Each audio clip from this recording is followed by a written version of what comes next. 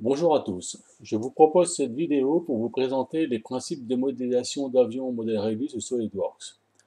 Donc on va modéliser l'avion exactement de la même façon qu'on va le construire. C'est-à-dire que chaque pièce de l'avion sera une pièce SolidWorks, donc une pièce au sens SLD-PRT. Par exemple une nervure, un couple, une baguette, une vis, un coffrage, un cerveau, à chaque fois ce sera une pièce. Toutes les pièces seront contenues dans des assemblages. Il faudra bien évidemment réfléchir à la structure de ces assemblages pour pouvoir montrer les différentes parties de l'avion, soit dans sa phase de fabrication, mais aussi tel qu'il sera fini. Par exemple, si je vous montre le stabilisateur, donc on va montrer dans SolidWorks la partie stabilisateur.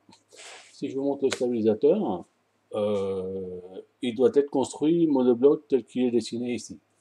Par contre, ensuite, il va être découpé pour que cette partie centrale soit montée dans le fuselage. Et on aura donc deux parties démontables, une partie droite, une partie gauche. Donc il faut donc trouver une méthode pour le modéliser qu'une seule fois et pour pouvoir ensuite l'utiliser dans différents états en fonction de son utilisation ou de ce que l'on veut montrer. Mais attention, cette méthode doit être bien au point avant de commencer la modélisation. Et si on n'a pas assez réfléchi à ce que l'on veut faire avant de commencer, on risque de se retrouver dans une impasse ou une impossibilité à un moment donné. Donc, la méthode qui a été choisie, c'était de dessiner complètement le stabilisateur dans cette vue-là. Je vais vous la montrer sans coffrage supérieur, sans coffrage du tout. Donc, on a modélisé tout le stabilisateur tel qu'il est ici. Il va être construit sur le chantier à plat tel qu'on le voit ici.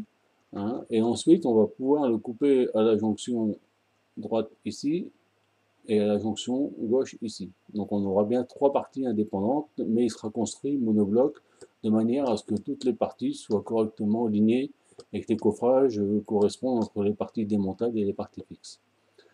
Donc dans SolidWorks, ça se traduit comment? Ça se traduit par le fait qu'on va faire des configurations.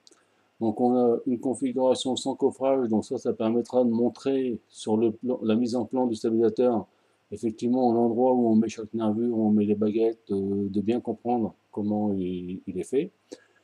On va avoir une partie stab complet qui permet de le montrer dans son état fini, hein, même avec des parties en toilage ici. Hein.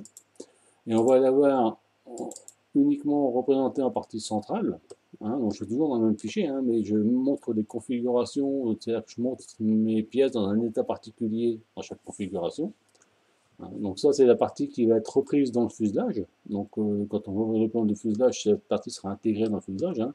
On sera positionné et fixé sur un couple ici, et positionné et fixé sur un couple à l'arrière. Donc ça permettra de positionner correctement et de caler le stabilisateur par rapport à l'axe de référence du fuselage.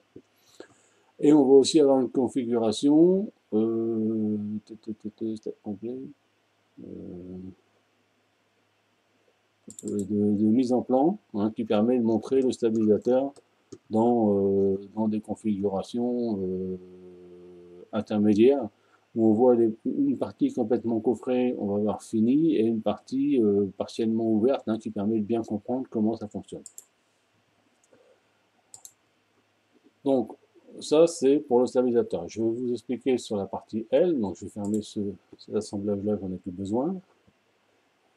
Donc, ça, on y viendra après. Donc, sur l'aile. Donc, sur l'aile, on va avoir besoin de créer beaucoup plus d'assemblages. Parce qu'on a besoin d'avoir la partie aile construite, mais nue, sans cerveau, sans vis, sans rien. On aura besoin de montrer la partie aileron, hein, avec sa mobilité pour contrôler les débattements, qui pas interférence sur la structure de l'aile, mais que le cerveau ait la possibilité de donner le débattement complet. Même chose pour le volet. Hein. On aura aussi le train à monter et à faire débattre et s'assurer qu'on n'a pas d'interférence. Et puis on aura aussi toutes les tringleries de commandes à gérer. Donc, je vais vous le montrer dans une configuration sans coffrage supérieur, que vous voyez bien un peu la complexité des pièces qu'on a là-dedans. Donc ici, donc, si on regarde la structure, hein, donc ma structure, je fais régulièrement beaucoup de dossiers, hein, ça permet de clarifier les choses, plutôt d'avoir une grosse arborescence dans laquelle on ne se retrouve pas. On va avoir là un assemblage qui correspond à mon aile, ce qu'on appelle l'aile nue, hein, donc c'est toute la partie balsa contreplaquée de l'aile telle qu'on va la fabriquer. On va avoir une arborescence qui correspond au volet des gouvernes. Hein, donc on va reprendre les volets, on va prendre la commande des volets. Hein. Si on ouvre cette partie-là, on a un assemblage volet, mais on a aussi toutes les pièces hein, qui vont permettre de gérer la fonction volet, les trappes de cerveau, les palonniers, ainsi de suite. On va retrouver une partie aileron, hein, donc il va prendre à la fois l'aileron lui-même et la partie commande d'aileron qui va être la trappe avec le cerveau et la tringlerie. On va avoir une partie train atterrissage, hein, donc qui va être toute cette partie démontable, hein, et donc qui va comprendre le train, lui-même, quelques pièces qui vont permettre de fixer hein, le train dans l'aile. Ensuite, on aura quelques dossiers qui permettront de remettre des éléments de câblage. Hein. En l'occurrence, c'est tous les passages de câble pour les cerveaux, hein, le passage de câble pour le train rentrant qui va passer ici, le cerveau d'aileron qui va passer ici, et le cerveau de volet qui va passer ici. Et un dossier pour ce qui est fixation aile, donc les pièces qui vont permettre de fixer les ailes entre elles, la clé d'aile, ainsi de suite. Donc, l'intérêt de multiplier les assemblages est qu'on va pouvoir travailler sur des parties spécifiques en supprimant les parties inutiles, hein, dans cette phase de conception particulière. Ça va alléger le besoin de calcul de l'ordinateur et par conséquent rendre les manipulations dans SolidWorks plus fluides et plus rapides. Donc, hein, par exemple, si je veux travailler sur la partie aileron de l'aile, j'ai pas d'intérêt à laisser le train visible, surtout ça va me donner des grosses capacités de calcul pour l'ordinateur, donc toute la partie train, je vais la supprimer. L'intérêt aussi de créer des dossiers, c'est que quand je supprime le dossier, je supprime toutes les pièces qui sont derrière. J'ai pas besoin de travailler avec le volet, donc je vais supprimer la partie volet.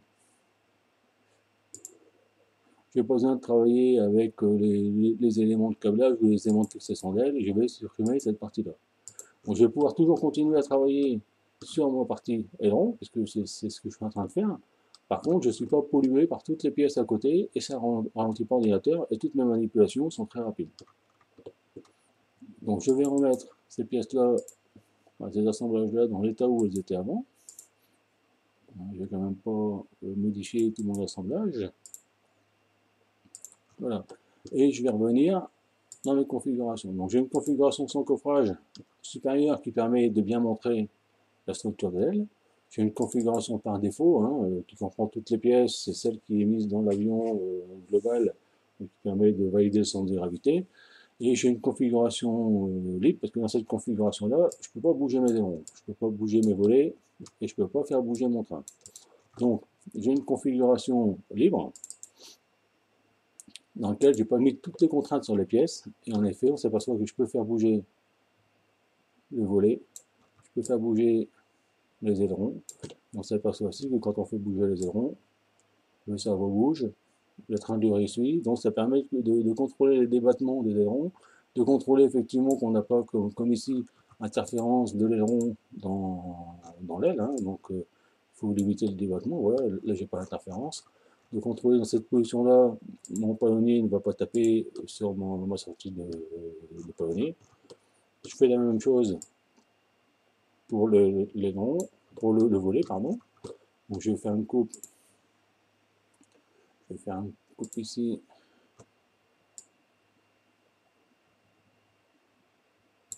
Pour vous montrer.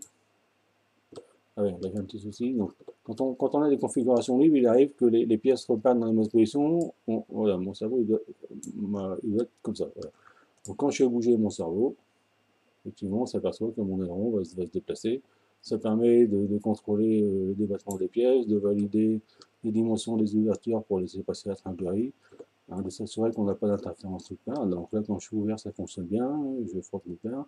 Et quand je vais refermer mon volet, hein, c'est pareil, ici, s'assurer que j'ai pas d'interférence dans le mouvement, hein, puisque la pièce descend, remonte et se rapproche du coffrage ici, donc pour s'assurer qu'on a suffisamment d'espace, et on revient en position fermée, et on s'assure qu'on n'a aucune interférence, nous permet notamment que la traîne de ring ne va pas taper dans le pied d'articulation. Donc ça, pour l'aileron, on peut l'avoir aussi, on peut contrôler le fonctionnement du train d'atterrissage. Hein, je peux le fermer, je peux le mettre en place, je peux contrôler, je n'ai pas d'interférence dans différentes positions. Hein, quand je le rouvre, je peux contrôler à tout moment, je peux faire une coupe. Hein.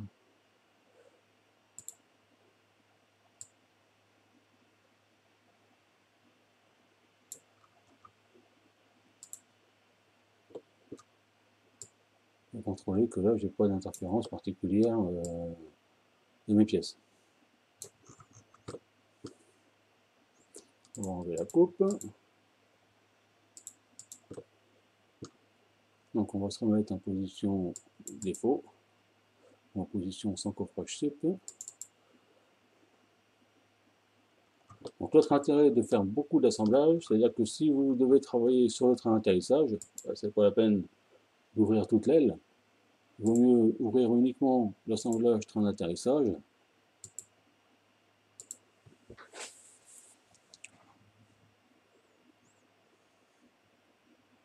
Voilà, donc vous êtes sur un assemblage beaucoup plus petit, ça va être beaucoup plus facile à travailler dans cet assemblage-là. De la même manière, dans cet assemblage-là, j'ai un certain nombre de dossiers qui me permettent de grouper les pièces entre elles. Je fais des configurations hein, qui me permettent de valider des choses. Hein. Le train, il peut être en rentrée, jambe sortie, donc là je peux rien bouger, hein, il est complètement figé. Il peut être sortie, jambe libre, donc là effectivement je peux faire rentrer la jambe, je fais un certain débattement qui correspond au débattement du train quand il sera fini. Hein. Donc je peux faire monter et descendre, contrôler que j'ai pas d'interférence avec ma pièce qui reprend le pantalon, contrôler qu'en position le pantalon ne vient pas taper dans la structure. Hein. Je peux avoir le train en position, le train complètement libre. Donc là c'est beaucoup plus aléatoire. Hein. Donc quand je vais faire des mouvements, je vais avoir du mal à maîtriser les mouvements indépendamment les uns des autres. Je peux essayer de le sortir, mais si j'essaie de le basculer, on voit qu'il commence à rentrer.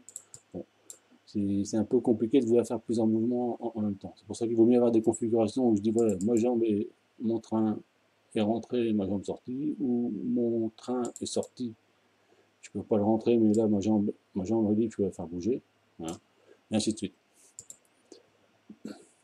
Alors, une chose que j'ai omis de vous dire au niveau de l'aile, c'est que le fait de pouvoir faire bouger, si je me remets en livre, le fait de pouvoir faire bouger les pièces ici, hein, ça ramène beaucoup de contraintes de calcul par ordinateur. Donc ça, il faut le faire pendant des phases de conception, mais après, il faut surtout verrouiller les pièces, qu'elles ne bougent pas. Là, ça va encore, puisqu'on a une seule aile, mais quand on aura l'aile, le fuselage, le stable, le moteur, et ainsi de suite, ça va être très compliqué. Enfin, c'est pas que c'est compliqué, ça va être très lourd en calcul pour l'ordinateur, et ça va ralentir, et ça risque de faire planter SolidWorks. Donc, pendant la phase de conception, on vient dans cette partie-là. Donc ici, si je viens sur mon volet, il peut bouger, parce que si je regarde les propriétés du volet, voilà, dans cette zone-là, on a un truc qui s'appelle résoudre en tant que rigide ou flexible. Je ne vais pas nous cliquer sur la bonne pièce.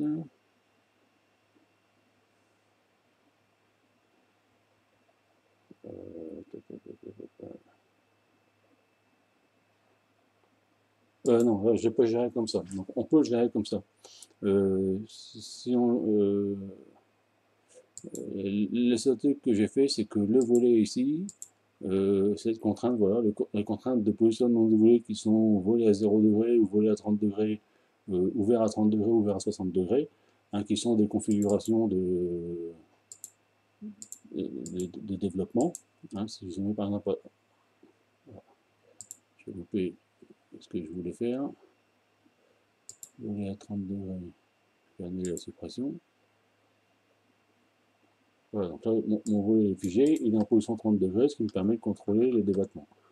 Je peux supprimer cette contrainte-là, mettre mon volet à 60 degrés. Voilà. j'ai une autre position qui est fixe. Et je peux supprimer cette contrainte-là et remettre le volet à 0, qui est la position vol normale, et là mon volet est figé. Donc dans la configuration libre, je vais simplement supprimer cette contrainte-là, et mon volet devient cette partie-là libre. Par contre, il a toutes ces contraintes par rapport aux articulations, il a bien les contraintes par rapport à la tringlerie, et ce qui permet de faire bouger la tringlerie et le cerveau en même temps. On va voir la même chose pour l'aileron, et pour le train, ça va être différent. Alors le train, il y a beaucoup de rouge, je ne sais pas ce qu'il m'a fait. Je vais rouvrir le train. Bon, là, il a l'air bien. C'est pas grave. On va faire un contrôle Q. Donc il y a une contrainte. Bon, on va le remettre dans une position défaut. Voilà, c'est revenu correctement. On va le remettre en libre.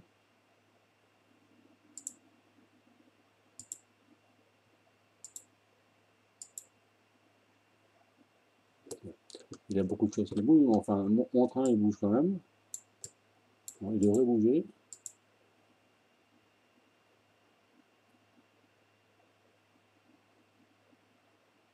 Donc, je suis plus dans la bonne configuration. Train libre. Train libre en sortie.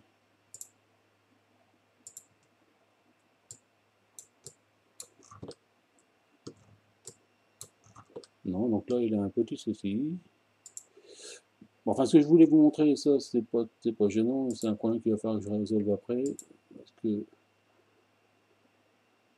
a priori, c'est le pantalon. Bon, je vais pas passer mon temps sur la vidéo. Donc, ce que je voulais vous montrer, c'est qu'effectivement, le train, pour pouvoir le faire le bouger, voilà. Le train, il est, tant qu'il est fixe, la position, c'est rigide. Si je le mets en flexible, je vais pouvoir utiliser l'état des configurations du train proprement dit. Donc si j'ai un train qui est libre avec la jambe sortie, si je me mets dans cette configuration et que dans cet assemblage-là, je dis qu'il est flexible, je pourrais le faire bouger le train exactement comme quand je le fais bouger, quand j'ai uniquement le train qui est ouvert. Donc ça permet, ça enlève des contraintes de positionnement. Par contre, ça demande beaucoup plus de calcul d'ordinateur. Donc une fois que vous avez fini votre développement, il faut absolument que vous soyez dans des configurations où tout est rigide. Donc c'est pour ça que moi ce que je fais, c'est que je crée différentes configurations aussi, plutôt que de venir toucher à chaque fois dans l'arborescence les contraintes et ainsi de suite. Je les mémorise par des configurations. Donc j'ai une configuration défaut qui va être la configuration dans laquelle on va utiliser cette aile-là dans les autres assemblages. Et j'ai une configuration libre qui va me permettre de développer. J'ai une configuration sans coffrage supérieur qui va me permettre de faire la mise en plan, où on verra bien toutes les pièces pour positionner les nervures et toutes les pièces. Donc ça c'est pour la partie L. Donc on va fermer cet assemblage-là qui ne nous intéresse plus. Donc maintenant on arrive, donc là je vous ai présenté des morceaux qui étaient déjà bien définis. Avant de pouvoir les définir, il faut quand même réfléchir à la conception de l'avion. Donc pour concevoir un avion comme ça en 3D, il faut commencer par modéliser les surfaces extérieures du modèle. Donc la surface extérieure du fuselage, bon, qui est en plusieurs parties, la surface extérieure de l'aile et la surface extérieure du stabilo. Donc ça va nous permettre de positionner les éléments les uns par rapport aux autres. Donc il faut effectivement que l'aile ait le bon calage, ait la bonne position, la bonne flèche. Enfin, il faut que ça corresponde à votre besoin de modèle. Et ça va permettre de pouvoir gérer les formes exactes de toutes les pièces et les unes par rapport aux autres. Par exemple, le fait de dessiner l'aile ici avec le fuselage, ça va permettre de définir la découpe dans le fuselage pour permettre le passage de l'aile. Ça va permettre de définir l'écartement. Sur le stabilisateur, ça va permettre de pouvoir définir la découpe du stabilisateur dans le fuselage et de prévoir les pièces qu'on va mettre à l'intérieur. On commence par la surface extérieure finie. tout ce qui va tourner autour, par exemple la verrière ici, il faudra commencer à découper les pièces pour préparer la verrière, préparer le code moteur. Donc on commence par préparer ces éléments-là, et c'est à partir de ces surfaces-là qu'on va définir par décalage et par courbe d'intersection qu'on va réussir à obtenir toutes les pièces. Donc modéliser une aile, on en a parlé un petit peu sur une vidéo précédente. Réaliser ça, c'est assez facile à faire. C'est juste un balayage, un lissage pardon, entre les profils du saumon et les profils d'implanture. Pareil pour le stab. Sur un fuselage, les formes sont quand même beaucoup plus complexes. Donc on va travailler toujours par lissage, mais il faut pouvoir définir la forme exacte du fuselage. Donc pour ça, donc cette pièce-là, base fuselage, c'est une pièce qui me sert à définir comment fuselage. Donc je vais positionner les surfaces ailes et les surfaces stabilisateurs, mais elle va ne servir qu'à définir le coffrage du fuselage et par là même toutes les pièces qui sont à l'intérieur. Donc quand on regarde l'arbre de conception tel qu'il est, il est quand même assez imposant. Et dans chaque sous-dossier, il y a quand même pas mal d'éléments. Donc au niveau structure, ici on va retrouver tous les plans qui définissent la position des couples du fuselage, parce que moi je suis reparti des plans du réel pour redéfinir la maquette. On va trouver un certain nombre de couples, alors tous ne sont pas dessinés, parce que au départ ils étaient dessinés dans ces dossiers-là, et au fur et à mesure qu'on s'en est servi pour faire des lissages, ils ont migré ils ont migré ici. J'en ai quelques-uns qui sont ici. Donc tous ceux qui ont servi à faire le lissage ont migré les dossiers-là, ont été absorbés par les fonctions à ce niveau-là. Mais à la base, on avait autant de couples ici qu'on avait de plans qui définissaient les couples. Il faut commencer par monter ces éléments. Donc ça, c'est d'après les plans des pièces qu'on récupère de Devoitine. Donc ça, c'est uniquement les couples avant. On va trouver les couples arrière dans cette zone-là. On voit bien les couples défilés à l'écran. Alors tous les couples qu'on voit ici n'ont pas servi à réaliser le lissage. On va trouver une partie cône, une modélisation du cône. Donc là, c'est resté au stade de l'esquisse, mais c'est pour contrôler qu'on a quand même une bonne continuité des formes entre le fuselage et les cônes. On a un tracé, un base de tracé enveloppe, c'est-à-dire qu'on a défini la forme extérieure du fuselage. Si je l'ai dite, voilà, on a défini la forme extérieure supérieure du fuselage et inférieure. On a défini la ligne de largeur maxi sur le côté du fuselage, ici. On a défini le tracé, on a fait une esquisse du tracé de la verrière qui permet de récupérer certaines informations, par exemple pour couper le coffrage arrière ici. On a dessiné les bases de la dérive. Donc la dérive, c'est telle qu'elle est sur le Devoitine réel. On la voit ici en esquisse. Et on a défini le radiateur ventral, donc les bases du radiateur ventral, qui permet de définir exactement toutes ces formes qui sont ici, dans tous ces dossiers-là. C'est uniquement des plans d'origine de l'appareil de Devoitine, de l'E551, qu'on a retransmis en 3D. Jusqu'alors, on n'a pas apporté de valeur ajoutée sur le travail. Ensuite, on va commencer à construire. Donc, on va mettre les informations de notre aile, donc les profils qu'on va récupérer, donc, qui sont des tableaux de coordonnées qu'on va transformer en polylignes, pour l'implanture, pour le marginal. Ils sont cachés parce qu'ils ne nous intéressent pas. On va retrouver le profil d'intrado ici à l'implanture, le profil d'intrado au marginal. On va retrouver la même chose pour l'extrado en planture, ici, marginal ici, et à partir de ces profils-là, on va créer des lissages qui nous permettent de modéliser l'enveloppe de notre aile. Donc là, on a le plan de l'aile non vrillée. Par contre, notre aile est vrillée. On voit bien ici que